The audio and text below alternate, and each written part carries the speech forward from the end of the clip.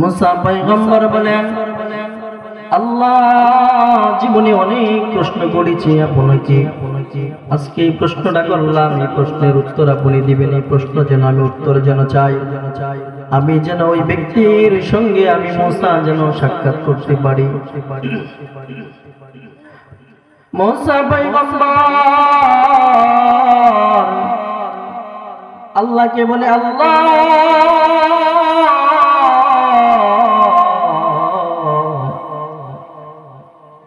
আমি এই জামানার সব থেকে গুনাহগার ব্যক্তির সঙ্গে আমি মুসা সাক্ষাৎ করতে চাই।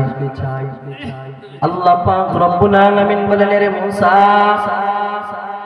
এত ইচ্ছা কেন জাগলো ওই ব্যক্তির সঙ্গে তোমার সাক্ষাৎ করার জন্য?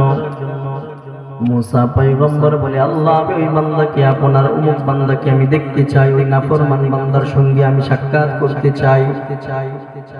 আল্লাহ পাক রব্বুল আলামিন মুসা পয়গম্বরকে আবার বলে, মুসা বারবার যখন বলতেছে ওই ব্যক্তির সঙ্গে তুমি সাক্ষাৎ করবা, যাও যাও, তুর পাহাড়ের নিচে একটা চার রাস্তার একটা মোড় আছে, ওই রাস্তায় তুমি সকাল বেলা গিয়া দাঁড়াইয়া থাকবা। মুসা পয়গম্বরকে আল্লাহ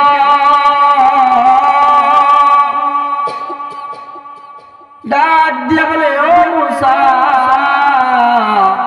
ওই ব্যক্তির সঙ্গে তুমি সাক্ষাৎ যেহেতু করবা, তাহলে ওই রাস্তায় সকালবেলা গিয়া দাঁড়াইয়া থাকবা। যে সর্বপ্রথম ওই রাস্তা দিয়া যায় সেই হচ্ছে এই জামানার সবচেয়ে গুনাহগার ব্যক্তি, ওই হচ্ছে ওই জামানার সব থেকে আমি মাওলার সঙ্গে নাফরমানি করে। যাও যাও মুসা, যাও যাও। মুসা পরের দিন সকালে ওই চার রাস্তার মোড়ে দৌড়ে চলে গেলেন। ও দুনিয়ার মুসলমান, আল্লাহর গোলাম, একটু চিন্তা করো, আল্লাহ পাক রব্বুল আলামিন আপনি আমাকে আল্লাহ পাক এত সুন্দর একটা বডি দান করেছেন, দুইটা হাত দিয়েছেন, দুইটা পা দিয়েছেন, সুন্দর একটা জিহ্বা দিয়েছেন, সুন্দর দুইটা চক্ষু দান করেছেন, সুন্দর দুইটা কান দান করেছেন, এমন এক জিহ্বা দান করেছেন, ওই জিহ্বার ভিতরে যদি আমরা কোনো কিছু লাগাই সঙ্গে সঙ্গে রেজাল্ট দিয়ে দেয়, ঠিক কিনা?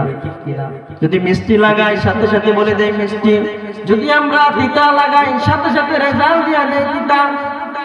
ও দুনিয়ার মুসলমান, আল্লাহ পাক রব্বুল আলামিন এই যে আমাকে আপনাকে লালন পালন করতেছেন, এত রিজিক দিয়ে আল্লাহ পাক রব্বুল আলামিন আপনি আমাকে খাওয়াইতেছেন।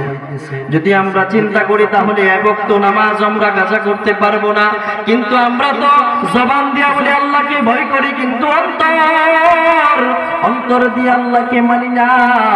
এই জন্য আল্লাহ পাক রব্বুল আলামিন আমাদেরকে গজব দান করেন, ঠিক কিনা? আল্লাহ পাক রব্বুল আলামিন বলেন, দেশের ভিতরে যত গজব আসবে, নিজের ভিতরে যত বিপদ আসবে, মনে করবা তোমার কুকর্মের কারণে আমি আল্লাহ পাক রব্বুল আলামিন তোমাকে বিপদ দিয়েছি। হযরত মুসা আলাইহিস সালাতু ওয়াস সালাম সকালবেলা দৌড়ে চলে গেলেন ওই চার রাস্তার মোড়ে। যাওয়ার পরে সর্বপ্রথম ওই রাস্তা দিয়ে যখন ওই লোকটা যায়, মুসা পয়গম্বর তাকে দেখলেন, তার সঙ্গে সাক্ষাৎ করলেন। সাক্ষাৎ করার পরে পরে মুসা পয়গম্বর তার দিকে দূরে চলে আসলেন।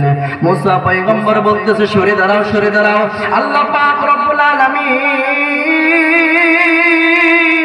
তোমার গজবের কারণে, তোমার নাফরমানির কারণে আল্লাহ পাক রব্বুল আলামিন আমাকে গজব দিতে পারেন, অর্থাৎ আল্লাহ পাক রব্বুল আলামিন গজব দিতে পারেন তোমার কারণে, তুমি সরে দাঁড়াও। মুসা পয়গম্বর আবার দৌড়ে চলে আসলেন। মুসা পয়গম্বর ওই নাফরমান ব্যক্তির সঙ্গে সাক্ষাৎ করিয়া দৌড়ে আবার চলে আসলেন। তুর পাহাড়ে এসে বলতেছে, মালিক, আমি নাফরমান ব্যক্তিকে দেখলাম, এখন আবার আপনার কাছে আরেকটা আবদার করতেছি। ওই আবদারটা হচ্ছে এই জামানার সব থেকে নেককার ব্যক্তি, ওই জামানার সব থেকে ভালো ব্যক্তির সঙ্গে আমি সাক্ষাৎ করতে চাই। আল্লাহ পাক রব্বুল আলামিন বলতেছে, রে মুসা, তুই এতক্ষণ পর্যন্ত বলেছিলে নাফরমান ব্যক্তির সঙ্গে তুই সাক্ষাৎ করবে, আমি আল্লাহ পাক রব্বুল আলামিন নাফরমান ব্যক্তির সঙ্গে তোর সাক্ষাৎ করাইয়া দিলাম। ও মুসা, এখন আবার বলতেছো তুমি ভালো নেককার ব্যক্তির সঙ্গে সাক্ষাৎ করতে চাও। মুসা মনে মনে বলতেছেন, মনে হয় আমার নামটা আল্লাহ পাক রব্বুল আলামিন বলবেন, আরে মুসা, পয়গম্বরদের স্থান তো আলাদা, তারা তো সম্মানী ব্যক্তি। মুসা পয়গম্বরকে আল্লাহ পাক রব্বুল আলামিন বলতেছে, তাহলে যাও আবার ওই রাস্তায় চলে যাও। সকালবেলা তুমি যে ব্যক্তিকে দেখেছিলে যে রাস্তায় গিয়া আবার তুমি ওই রাস্তায় দাঁড়াইয়া যাও। যে ব্যক্তি সন্ধ্যা সময় ওই রাস্তা দিয়ে আবার আসবে, মনে করবা ওই ব্যক্তি হচ্ছে এই জামানার সব থেকে নেককার ব্যক্তি, ওই ব্যক্তি হচ্ছে সব থেকে ভালো ব্যক্তি ওই জামানার ভিতরে। মুসা পয়গম্বর দৌড়ে চলে গেলেন ওই চার রাস্তার মোড়ের ভিতরে। আবার মুসা পয়গম্বর ওই রাস্তায় আবার চলে গেলেন। চলে যাওয়ার পরে কিছুক্ষণ দাঁড়িয়ে রইলেন।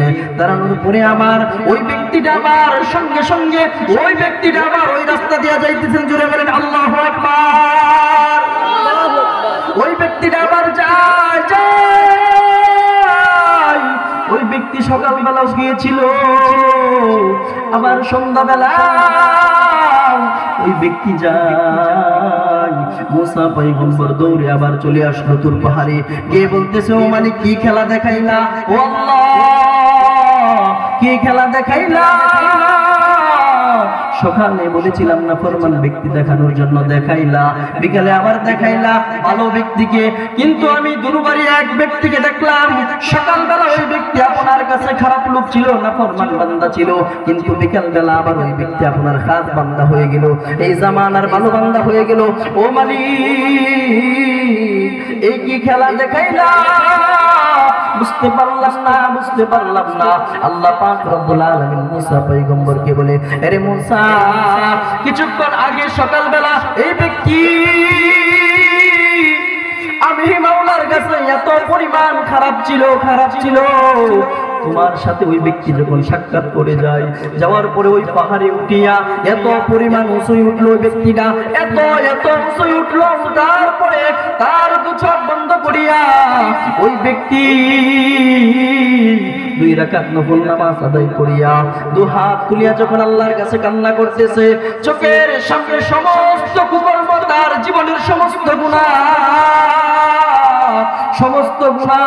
তার চোখের সামনে বাসাইয়া আল্লাহর কাছে বলতেছে, মালিক,